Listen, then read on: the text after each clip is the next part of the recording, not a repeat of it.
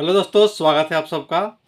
फिर एक बहुत ही महत्वपूर्ण जानकारी मेडिकल फंडामेंटल में। आज हम बात करेंगे बहुत ही इम्पोर्टेंट विषय के बारे में, जो ज़्यादातर लोगों में और नॉर्मल और कॉमन लोगों में होनी चाहिए। आज हम बात करेंगे basic knowledge of medical fundamental. पहला है कि एक नॉर्मल बॉडी का टेम्परेचर कितना होना चाहिए।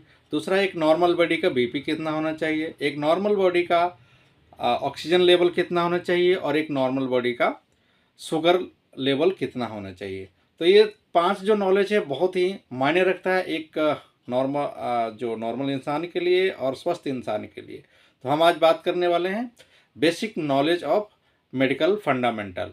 तो आओ हम बात करें कि एक नॉर्मल इंसान का नॉर्मल जो बॉडी है उसका टेम्परेचर कितना होना चाहिए। बॉडी का टेम्परेचर किसे कहते हैं? सबसे पहले हम बात जानें कि बॉडी का टेम्परेचर कहते किसे हैं।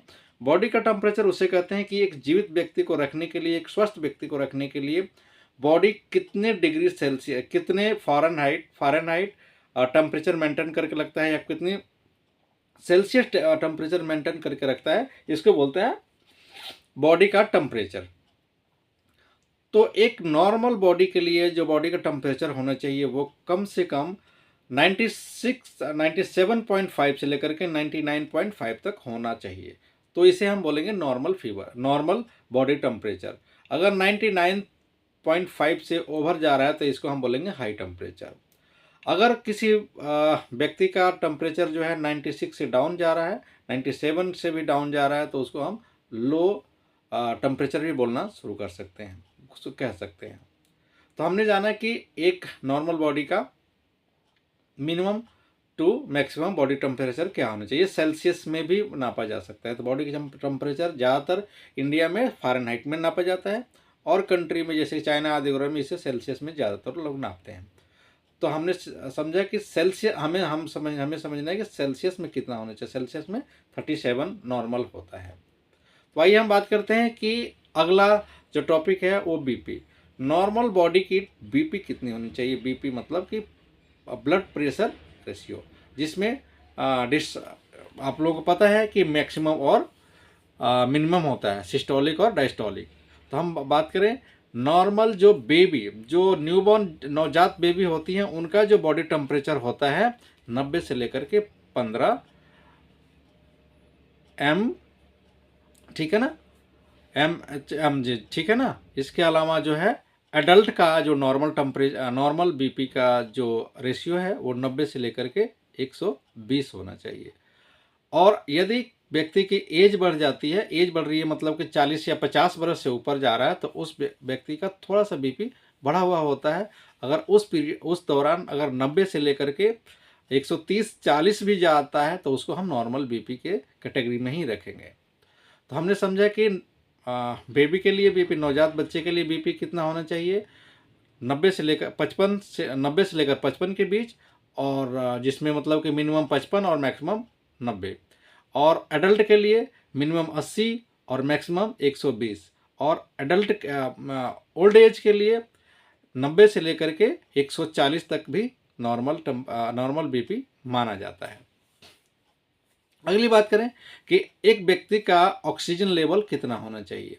एक व्यक्ति का जो ऑक्सीजन लेवल होना चाहिए वो होना चाहिए, मतलब ऑक्सीजन लेवल होता क्या है कि अगर व्यक्ति का जो रक्त है, ब्लड है, वो सर्कुलेट कर रहा है तो कितना जो ऑक्सीजन लेकर के वो कैरी कर रहा है। तो एक व्यक्ति का जो ऑक्सीजन लेवल नॉर्मल जो माना जाता है 95 से लेकर के 100 ना माना जाता है। अगर किसी व्यक्ति का 95 या 94 या 95 से डाउन होता है तो उसको लो ऑक्सीजन लेवल माना जाएगा, और अगर 100 से पार करता है तो हाई माना जाएगा। तो इसके अलावा हम अगली बात करें कि नॉर्मल जो है ये ऑक्सीजन लेवल बॉडी में होना चाहिए तो अच्छा माना जाता है। इसके अलावा हम बात करें कि व्यक्ति का पल्स रेट कितना होना चाहिए, मतलब कि दिल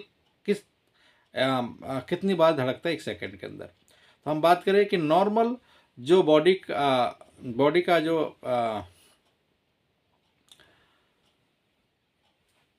पल्स रेट जो होता है वो होता है 70 से लेकर के 70 मतलब 60 में मान सकते हैं, 60 से लेकर के लगभग मैक्सिमम टू मैक्सिमम 90 तक होना चाहिए। अगर इससे ज़्यादा होता है तो उसको हाई बोलेंगे, पल्स रेट हाई बोला जाएगा। तो और नॉर्मल जो हम अगली बात करें, शुगर का जो रेशियो है मिनिमम जो है नॉर्मल बॉडी में 70 से लेकर के 100, मतलब कि मिनिमम 70 और मैक्सिमम 100 या 110। अब आजकल के समय में अगर 120 या 130 भी है तो लगभग उसे नॉर्मल ही माना जाएगा।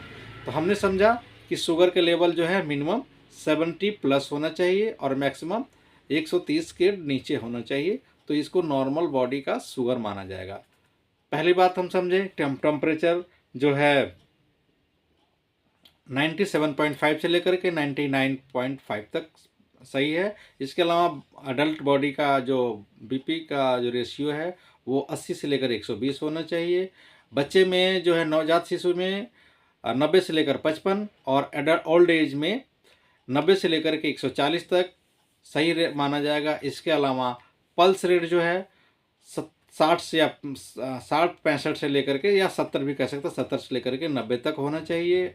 और इसके अलावा ऑक्सीजन लेवल जो है आपका कितना होना चाहिए, हमने बताया कि ऑक्सीजन लेवल का रेशियो जो है ज़्यादा से ज़्यादा 90 तक होना चाहिए, मतलब कि 60 से 70 लगभग ये भी यही माना जाएगा। इसके अलावा ब्लड शुगर का जो लेवल है वो जो लेवल होना चाहिए, नॉर्मल जो ब्लड शुगर का लेवल होता है 70 मिनिमम और मैक्सिमम आपका 120 या 30, मतलब कि वैसे तो रेफरेंस रेंज जो होता है 70 से लेकर के 110 ही होता है। मतलब खाना खाने से पहले फास्टिंग और पीपी जिसको बोलते हैं, जिसको फास्टिंग बोलेंगे, मतलब खाना खाने से पहले आपका मिनिमम 70 से 90 हो जाए तो कोई दिक्कत नहीं है, और खाना खाने के 100 भी हो जाए तो कोई बात नहीं है।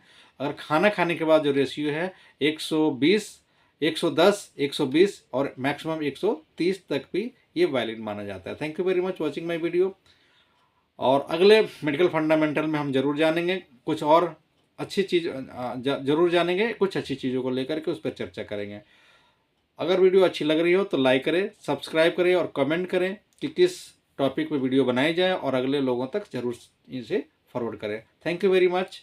जय हिंद, जय भारत, वंदे मातरम, ओम नमः शिवाय।